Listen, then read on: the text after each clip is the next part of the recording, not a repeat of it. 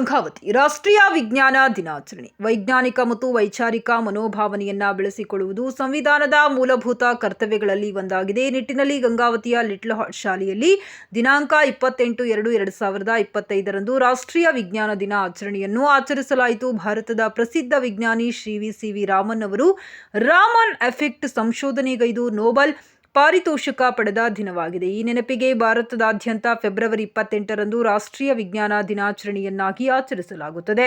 ಈ ನೆನಪಿನಲ್ಲಿ little heart ಶಾಲೆಯಲ್ಲಿ ಶ್ರೀ ಸಿ ವಿ ರಾಮನ್ ಭಾವಚಿತ್ರಕ್ಕೆ ಪೂಜೆ ಸಲ್ಲಿಸಿ ಶಾಲೆಯ ಕಾರ್ಯದರ್ಶಿ ಶ್ರೀ ಜಗನ್ನಾಥ್ ಆಲಂಪಲ್ಲಿಯವರು ವಿದ್ಯಾರ್ಥಿಗಳಿಗೆ ವೈಜ್ಞಾನಿಕ ಮನೋಭಾವನೆ ಬೆಳೆಸಿಕೊಳ್ಳಲು ಸಲಹೆ ನೀಡಿದರು.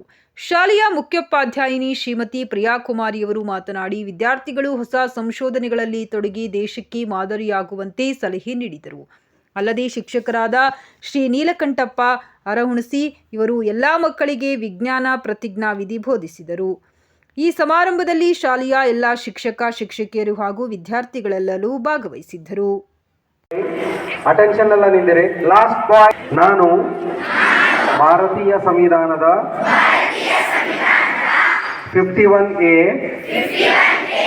ವಿಧಿಯ ಅನ್ವಯ ವೈಜ್ಞಾನಿಕ ಮನೋಭಾವನೆ ಮತ್ತು ವೈಚಾರಿಕತೆಯನ್ನು ಬೆಳೆಸಿಕೊಳ್ಳುತ್ತೇನೆ. ನಾನು ಪ್ರಶ್ನೆ ಮಾಡದೆ ಯಾವುದೇ ತರ್ಕ ಒಪ್ಪುವುದಿಲ್ಲ ಹಾಗೂ ಸಂವಿಧಾನದ ಮೂಲಭೂತ ಕರ್ತವ್ಯದ ಆಶಯದಂತೆ ಮೌಢ್ಯತೆ ಮತ್ತು ಅಂಧಕಾರವನ್ನು ನಿರ್ಮೂಲನೆ ಮಾಡಿ ಜೀವಜಗತ್ತಿಗೆ ಪೂರಕವಾದ ಬದುಕನ್ನು ರೂಪಿಸಿಕೊಳ್ಳುತ್ತೇನೆಂದು ಈ ಮೂಲಕ ರಾಷ್ಟ್ರೀಯ ವಿಜ್ಞಾನ ದಿನದಂದು ಪ್ರತಿಜ್ಞೆ ಮಾಡುತ್ತೇನೆ.